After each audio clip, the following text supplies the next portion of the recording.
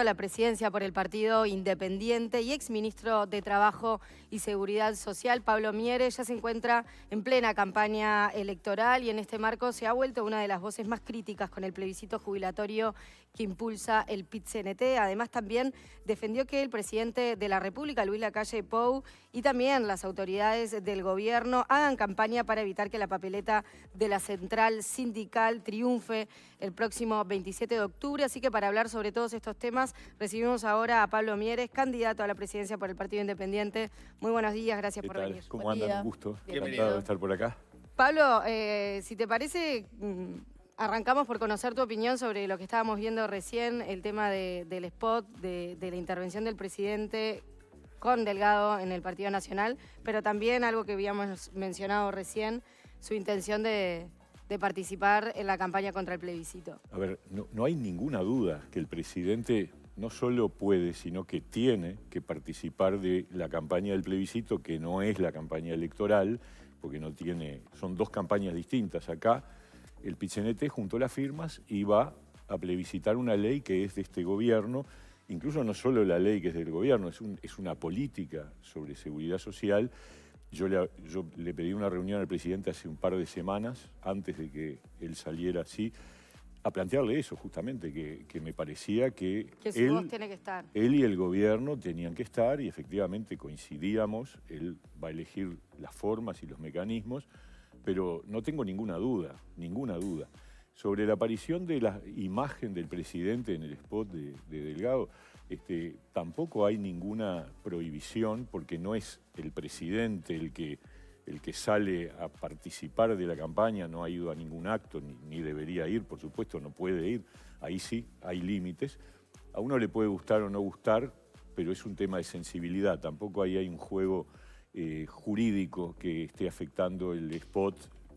Es lógico que aparezca de pronto en alguna imagen como en realidad aparece en ese spot y cada uno sabrá cómo lo hace. A mí, en general, no me gusta porque me parece que hay que cuidar la imagen presidencial de señales que tienen que ver con la campaña, pero también en eso la Constitución es ambigua porque paradójicamente un presidente de la República puede ser candidato al Senado, no a diputados. O sea, ahí la Constitución tiene algunas contradicciones que seguramente surgieron del texto en su momento y hoy están vigentes. Mujica fue candidato al Senado, Jorge Valle más atrás en el tiempo también, siendo presidentes. O sea que estamos bien lejos de una cuestión de afectación de la Constitución. Lo que sí me parece grave es que en el Frente Amplio la libertad de acción que proclamaron para el plebiscito juega para un solo lado. Porque por ahora los únicos que hablan son los que están a favor del sí. Y los que están en contra, calladitos y en voz baja, como el caso de Orsi y Cose, dicen que no van a votar, pero tan callados y tan en voz baja que hay encuestas que dicen que la gente cree que Mujica, Orsi y Cose están a favor del plebiscito. Entonces yo les reclamo, ahí sí, yo les reclamo responsabilidad política, porque acá la libertad de acción del Frente Amplio, que ya de por sí es lavarse las manos, solo juega para el lado de los que están por el sí. Les voy a dar el ejemplo, cuando salieron 112 frente amplistas a explicar que no había que... y presentaron un documento y yo lo aplaudí porque me pareció muy importante que lo hicieran. Al día siguiente, Andrade los desafió a debatir y se fueron al mazo todos. Y no hablaron más, ninguno. Ahí hay... En realidad, Andrade desafió a debatir a los que son cabeza de lista. Me imagino que las opciones ahí eran Mario Vergara y eventualmente Álvaro García. O sea, el resto eran más bien cuadros técnicos, ¿no? Acá los que hablan en voz alta, bien fuerte, son los frente amplistas que están a favor del sí. Los que están a favor del no, mutis por el foro. O sea, no hay libertad de acción, no ejercen la libertad de acción. Orsi en las últimas entrevistas llegó a decir que le parecía que las bases programáticas del Frente Amplio y la papeleta no eran combinables. Claro, pero a ver, que haga campaña, porque lo que hay en riesgo es muy grave. Hoy sale una noticia de que estamos empezando a tener problemas de caída de inversiones, de retiro de inversiones en Uruguay por el miedo a que se apruebe el plebiscito. Todos sabemos que es un impacto muy fuerte, negativo para el país, en muchos sentidos, mucho más allá de la ley del año pasado. Esto no tiene, digamos, tiene lateralmente que ver con la ley que se votó el año pasado, es en general sobre el sistema de seguridad social y sobre la credibilidad del Uruguay. Entonces, que un candidato a la presidencia de la República, que sabe que esto es malo, se calle la boca en este tema, teniendo libertad de acción en su partido, pero no la ejerce, es gravísimo. La verdad, ¿sabes qué? Yo lo que siento es que la unidad del Frente Amplio está por encima del futuro del país, del bien del país. Y lo mismo en el movimiento sindical. Yo sé que hay sindicatos que están en contra. Lo sé, porque, a ver, en AEBU saben que si se aprueba este plebiscito, la caja bancaria desaparece. Sí, es público, han hablado, claro. Sí, sí. Bueno, yo quiero que hagan campaña, porque también, otra vez, la unidad sindical por encima del bien del país. Me parece que hay un límite para esas cosas. Constanza Moreira, de hecho, en aquel tuit que había publicado, en relación al pronunciamiento de los economistas por el no del Frente Amplio, se preguntaba, ¿a quién ayuda este pronunciamiento? ¿Al Frente, al Movimiento Popular? Yo creo que no. Bueno, ese es el tema. Los que son partidarios por el sí, chantajean a los frenteamplistas que están en contra de este plebiscito y los logran silenciar. Eso es gravísimo. Ahora, gravísimo. Usted sacaba a colación el tema de las encuestas, como según publicaba Búsqueda, hay frenteamplistas que no tienen clara cuál es la posición respecto de Orsi o Mujica en relación a este tema. Ahora, no es tan fácil traducir una posición pública en intención de voto. Pienso en lo que pasa con la gente que apoya el plebiscito. Es un porcentaje muy alto, ¿no? Y según el discurso de quienes están en contra, las consecuencias pueden ser muy grandes. Entonces, ahí pasó algo. O pasó algo con la reforma de la seguridad social, pasó algo en algún lado, por lo cual el descontento es tan grande que lleva a que haya un porcentaje muy importante de la población que está en contra o que está a favor del plebiscito. Cuán importante, pero lo que pasó es muy sencillo, que lo que le ofrecen a la gente es bueno, bonito y barato. Es un bollo. Es decir, vote, porque mire, con esto se jubila a los 60 y además las jubilaciones más bajas llegan al nivel de salario mínimo nacional. Vender eso es muy fácil. Lo que es la responsabilidad de los políticos, de los que hacemos política por principios, por convicciones, pensando en el bien común, es la obligación de decirle a la gente las consecuencias que genera esto. Porque aparentemente... También es fácil decir que es un puñado de consignas populistas y no ver qué hay detrás de ese malestar también, ¿no? A ver, yo puedo decir, la ley que se votó el año pasado seguramente es perfectible, puede tener defectos, pero fue en la dirección de lo que había que hacer, de lo que decían todos que había que hacer. Danilo Astori, en el periodo pasado, cada vez que iba al Parlamento a la rendición de cuentas y a la discusión presupuestal, mostraba unas gráficas que indicaban hacia dónde se iba el déficit de la seguridad social y nos decía a todos, acá hay que hacer una reforma porque esto cada vez es menos manejable. Y Mujica les decía a los Frente Amplistas, ayer circuló en las redes un video de Mujica hablando en un acto del Frente Amplio diciéndole a la gente, nos tenemos que acostumbrar porque va a haber que trabajar 5 o 6 años más. Porque no dan los números y no hay forma. Eso es lo que decía el Frente Amplio en 2019. La reforma que hicimos fue en la dirección... En el momento que el presidente de la República decía que no iba a subir la edad de jubilación. Por supuesto, y ya reconoció que se equivocó, ¿no es cierto? Pero la verdad es la verdad, la realidad es la realidad. La realidad es que los países como el Uruguay no pueden tener una edad de retiro a los 60 años sin tener una expansión del déficit brutal. Lo que hizo la ley del año pasado es aplanar la curva, ni siquiera es que elimina el déficit, reduce el ritmo del déficit. Este plebiscito lo multiplica por 5 el déficit, con respecto a lo que ocurriría con esta ley. Entonces, esas cosas hay que decirle a la gente, porque ¿a quién no le gustaría? Yo también podría decir, no, vamos a hacer algo para jubilarse a los 50, o jubilarse sin trabajar. O, ¿por qué un solo salario mínimo nacional? Vamos a levantar las jubilaciones mínimas a 2 salarios mínimos nacionales. Pero todo eso es de una irresponsabilidad. Entonces yo lo que le reclamo a Orsi, que parece que no habla de nada, pero tampoco habla de esto. Entonces dice, yo no voy a votar, pero dice bajito, calladito la boca. No se anima a enfrentar a sus propios compañeros. ¿Por qué? Y porque es el candidato y entonces está calculando, pero es el país lo que está en juego. Acá hay un riesgo muy grande, hay que explicarle a la gente, porque este plebiscito es el plebiscito más peligroso que hemos tenido en décadas. Alguien decía, el más grave fue el del 80, ¿verdad? El de la constitución de los militares, obviamente, porque era de autoritarismo. Pero después de ese, este es el más complicado. Ahora, y la gente que estudia y que lo analiza sabe que es así.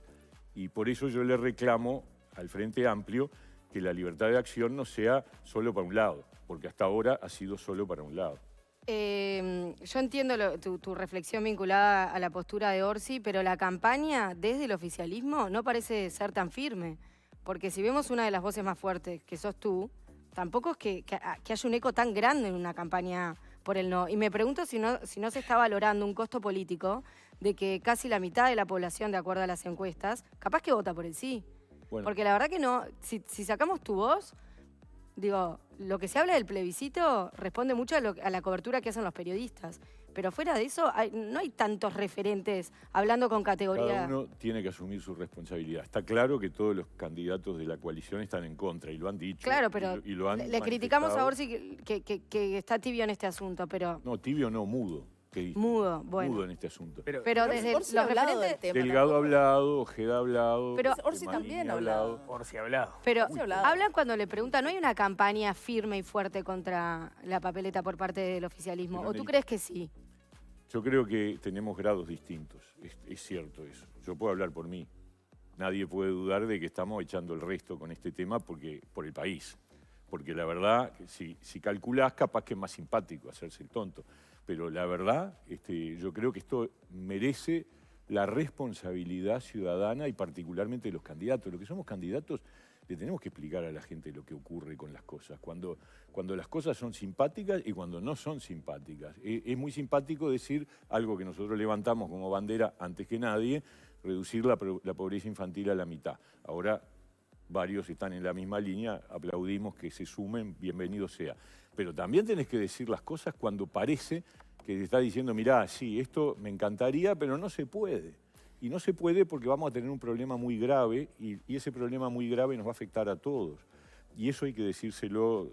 Yo siempre he tratado de hacer política así y bueno, asumir que puede haber costos. Incluso fíjate que hay un indicador muy grande, estaba buscando ahora el número exacto, no lo encuentro, pero dentro de los votantes del Partido Nacional, donde su candidato es Delgado y está en contra, hay un altísimo porcentaje que eventualmente muestra disposición a votar el sí. O sea, hay una falta de liderazgo político allí tremenda. Bueno, eso lo tiene que hablar con el candidato. Pero si el candidato se plantea firmemente en contra el no y un porcentaje alto de su electorado va a votar sí, hay algo que no cierra, ¿no?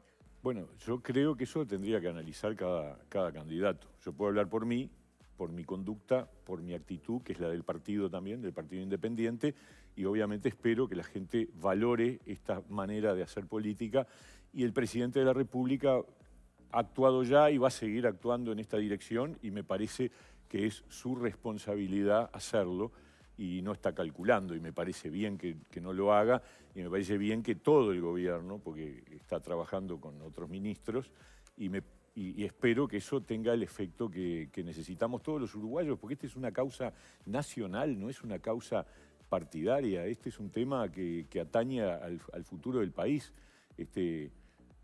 Repito, uno puede discutir si la ley del año pasado es perfecta, seguramente no lo es, habrá cosas para cambiar, el tiempo dirá, yo creo que es una ley que le puso el pecho a las balas y que va en la dirección correcta, pero puede haber modificaciones, puede haber mejoras.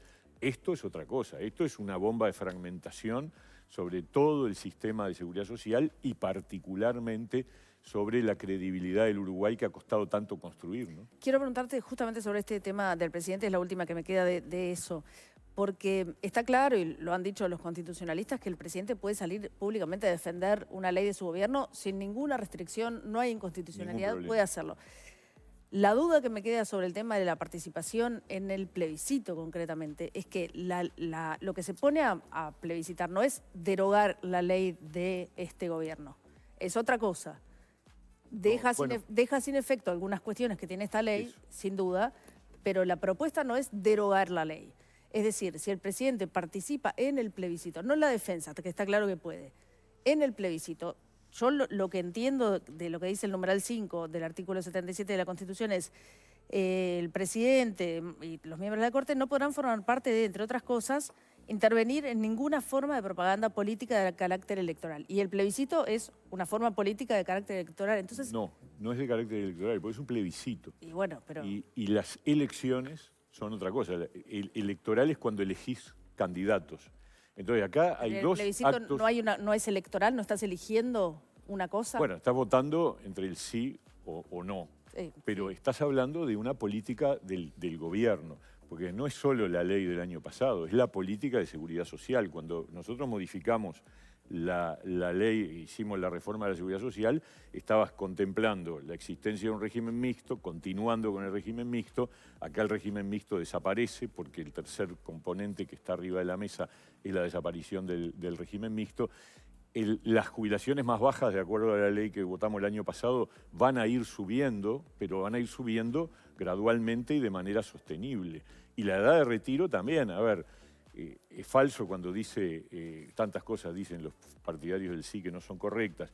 Dicen, porque queremos bajar la edad a 60 años. En realidad, la edad a 60 años sigue estando para los mayores de 50, recién va a empezar a aplicarse cuando los menores de 50 empiecen a llegar a la edad de 60 y se va a ir corriendo de a un año, por generación.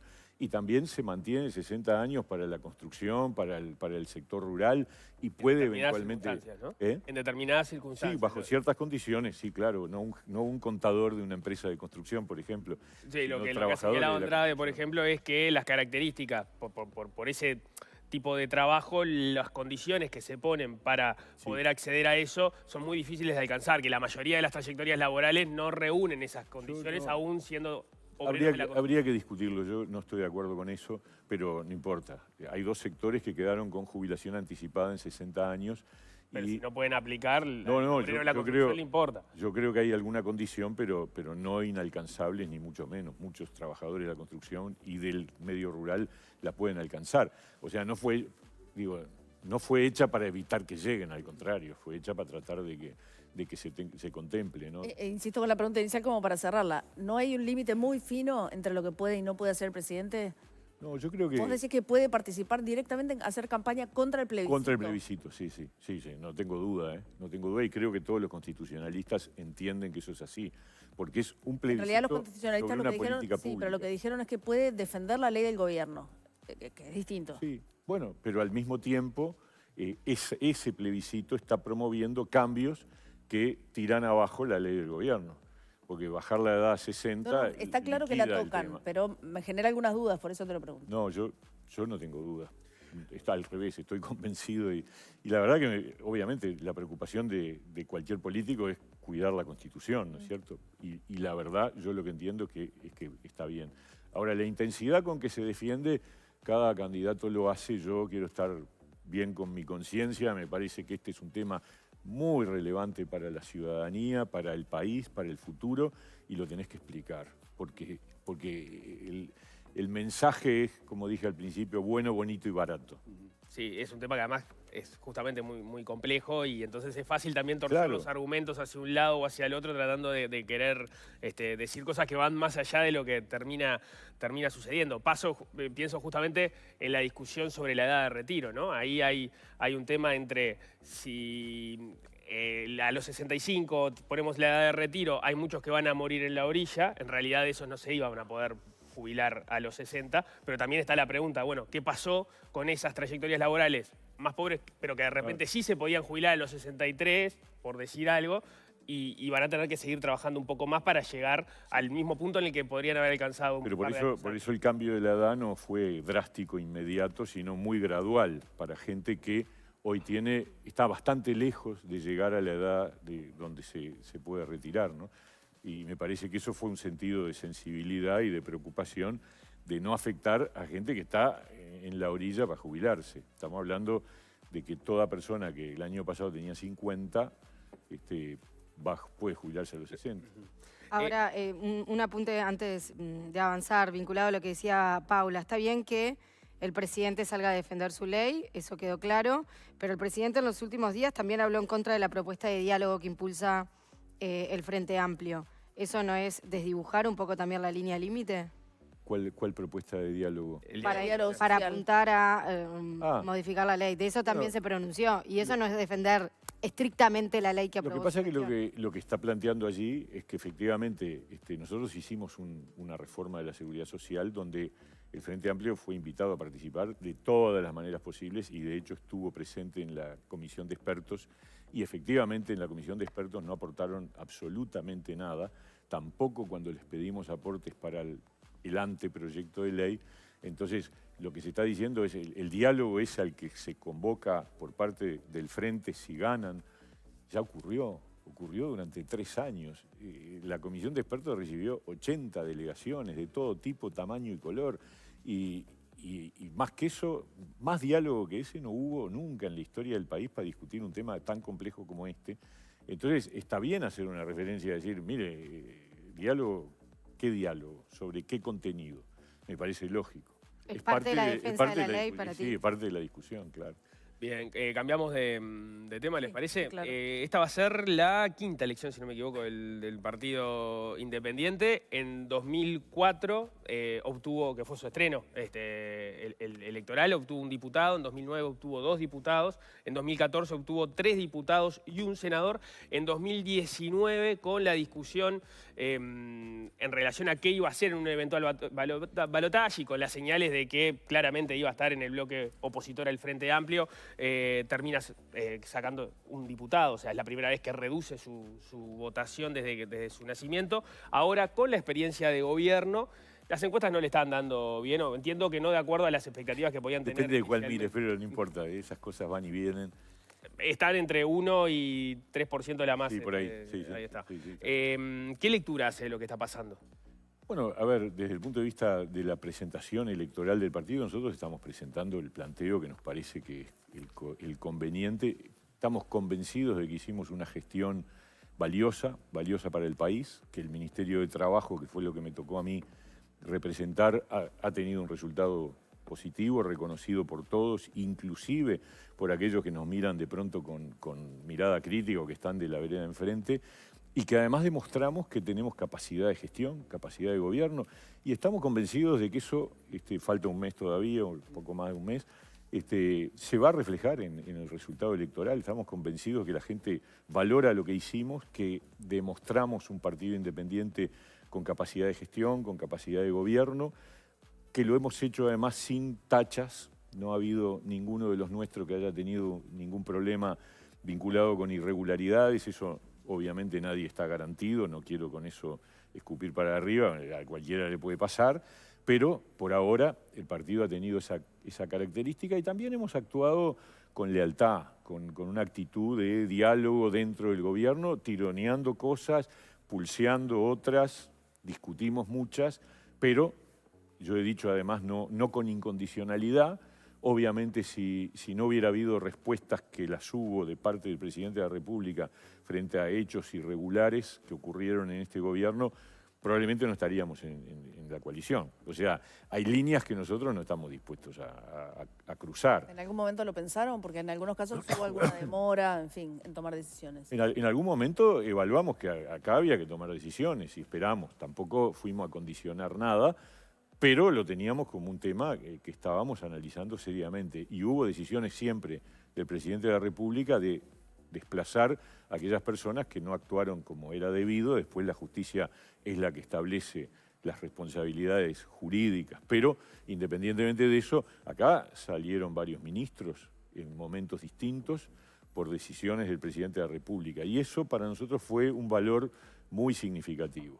Porque nosotros vimos en el periodo pasado el Frente Amplio, bueno, llegó al colmo de aplaudir a un diputado el día que se fue porque había cometido hechos de corrupción y lo aplaudieron sus compañeros de bancada.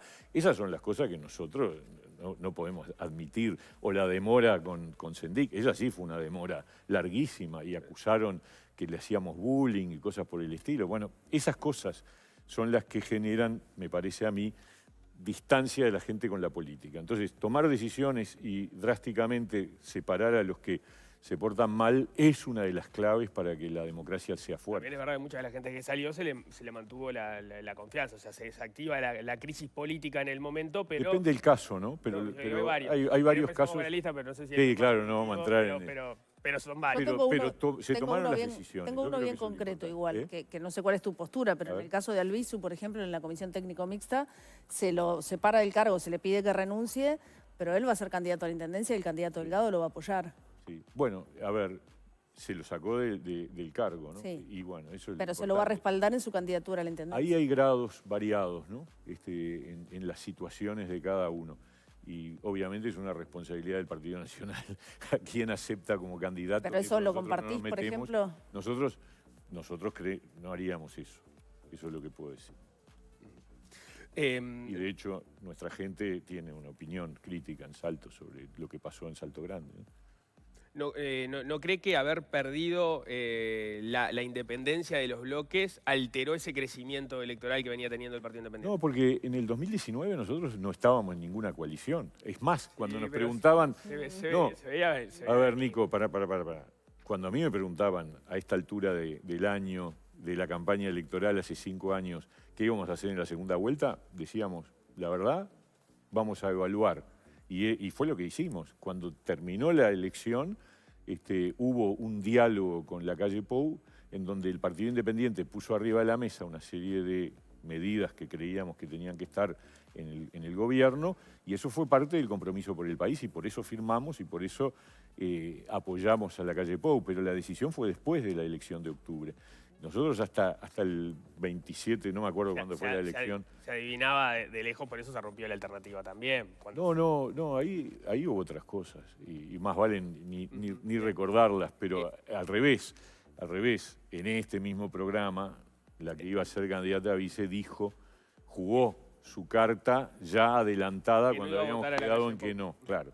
Habíamos quedado en que no había que jugar para ningún lado. Y bueno, ahí hubo trampa de parte de nuestros ex socios y ahí tomamos la decisión de desmarcar. ¿Y te parece que esta consolidación que aparentemente está teniendo Ojeda dentro del Partido Colorado puede resultar amenazante para el electorado del Partido Independiente? No, a ver, yo creo que nosotros tenemos una posibilidad de captar mucha gente que está con la coalición, que cree que esto se ha funcionado bien, que tiene que haber un segundo periodo de gobierno de la coalición y que siente que nosotros hemos expresado de la mejor manera ese pensamiento, que somos un poco, como a mí me gusta decir, la pata izquierda de la coalición, el partido más socialdemócrata. Yo lo que veo es más bien una discusión que a veces se va a planos que son poco relevantes desde el punto de vista de los contenidos para captar votos, y bueno, cada uno elige la estrategia. Nosotros somos así. El Partido Independiente es un partido serio, responsable, capaz que no es muy divertido, pero es un partido que se sabe que se puede confiar en él. A nivel de... Dale, Pablo. No, tenía una pregunta por un proyecto concreto que vos presentaste, que es importante y no sé en qué nivel está o va a estar, que es esto de que los trabajadores monotributistas tengan un seguro de paro. Eso surgió a partir de la pandemia. En la pandemia yo noté que había un problema, que es que nosotros podíamos apoyar con marco jurídico serio y cierto a los trabajadores dependientes a través de los seguros de paro que reinventamos, cambiamos, modificamos, bueno, pero lo usamos. Y los trabajadores independientes, los que facturan, no tienen ninguna cobertura ante un eventual riesgo de caída de la facturación. Entonces, ahí mismo estuvimos trabajando sobre la posibilidad de esta idea. No prosperó en ese momento, pero yo la mantuve como un objetivo, y el planteo es ese. El planteo es que las personas que facturan, literal monotributista MIDES, que son alrededor de unas 50.000 personas, puedan tener un subsidio por cese de actividad equivalente a el 50% de la facturación del último año durante 4 meses. ¿Qué es eso? Es generarles el equivalente a un seguro de paro. ¿Cómo? Bueno, obviamente la redacción de la norma tiene que tener los resguardos para que no haya perforaciones, para que nadie se haga el vivo, se aproveche, pero que el trabajador, en realidad es un trabajador por cuenta propia, pueda tener ese subsidio que le permita reordenarse un tiempo con un ingreso menor, igual que el seguro de paro, pero que le pueda permitir rearmarse con algún resguardo, ¿no? Esa es la propuesta. Yo creo que es una propuesta justa. Obviamente puede implicar algún incremento del aporte como unipersonal, pero la idea es que no sea relevante y que sea un mecanismo subsidiado a cargo del Banco de Previsión Social. En su momento lo habíamos estudiado desde el punto de vista de la probabilidad y es un incremento del gasto muy moderado, suponiendo un determinado comportamiento de quienes trabajan como unipersonales. Bien. Pablo Mieres lo liberamos porque se tiene que ir, tiene otro compromiso. Volvemos a conversar en cualquier momento. Muchísimas gracias. Muchas gracias. Hacemos un corte, ya volvemos. Al regreso vamos a estar